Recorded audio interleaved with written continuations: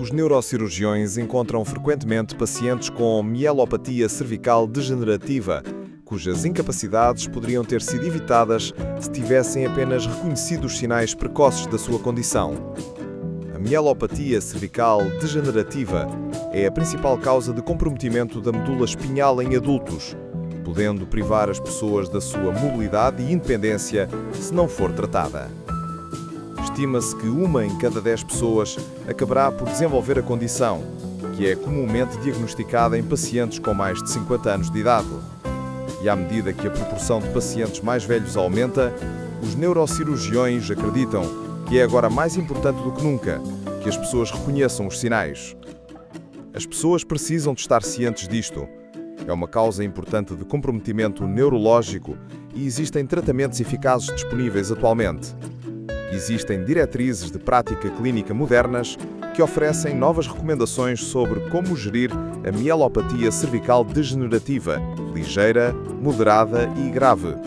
Mas ainda assim, os neurocirurgiões veem frequentemente pacientes com mielopatia cervical degenerativa, cujos sintomas de formigueiro nas mãos ou dor no pescoço foram anteriormente identificados erroneamente como o síndrome do túnel do carpo ou descartados como parte do envelhecimento normal.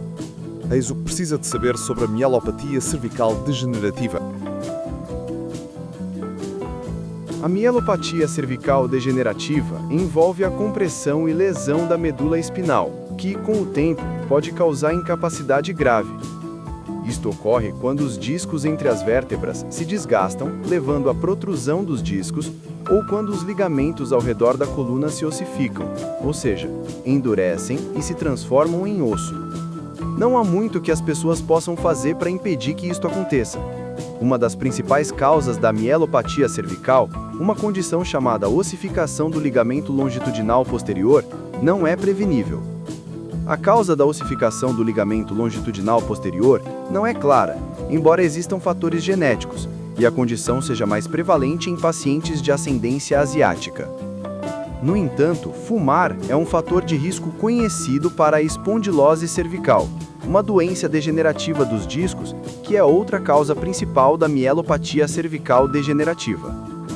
Além de se abster de fumar, os neurocirurgiões recomendam evitar traumas repetitivos, como o levantamento de peso extremo que coloca cargas pesadas no pescoço.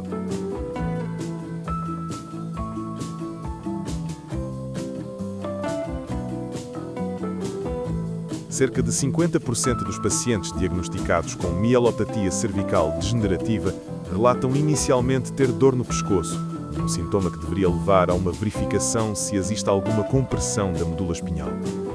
De certa forma, a dor no pescoço é um pouco como a tensão arterial alta. Por outras palavras, pode ser um sinal de alerta de algo muito sério.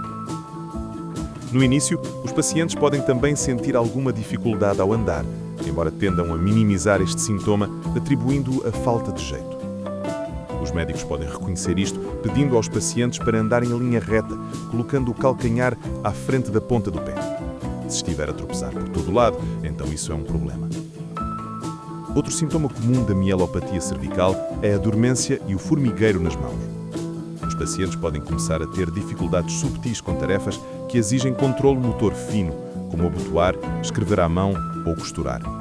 Estes sintomas são comumente diagnosticados erroneamente como o síndrome do túnel do carpo. Um sinal adicional de que algo pode estar errado com a medula espinhal é o que se conhece como dor radicular no braço, ou dor que irradia pelo braço abaixo. Portanto, mesmo que as pessoas não tenham dor no pescoço, elas poderiam ter mielopatia cervical degenerativa se sentirem alguns destes outros sintomas. A ferramenta de diagnóstico padrão para confirmar se alguém tem mielopatia cervical degenerativa é a ressonância magnética da coluna cervical.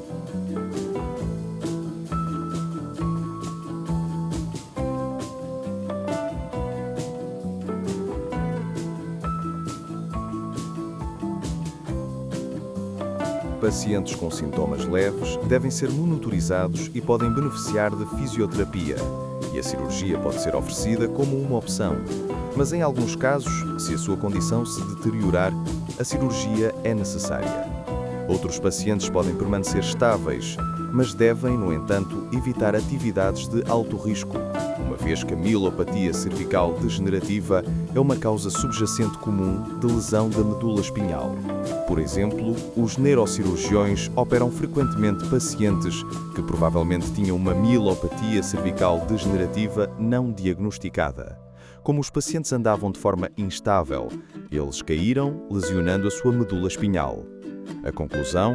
Se sabe que tem mielopatia cervical degenerativa, provavelmente é melhor evitar ciclismo de montanha ou equitação. Os neurocirurgiões recomendam a cirurgia para aqueles com comprometimento moderado a grave. A cirurgia é realizada para aliviar a pressão sobre a medula espinhal e, em alguns casos, para reconstruir áreas de fraqueza. Por exemplo, isto pode envolver a remoção dos discos e a colocação de um enxerto ósseo no espaço do disco para o abrir. Depois, corrigir o alinhamento da medula espinhal e reconstruir a área da coluna com um implante de titânio. A maioria dos pacientes precisa de cirurgia apenas uma vez, mas à medida que envelhecem, alguns podem precisar de mais cirurgias em áreas não tratadas da coluna.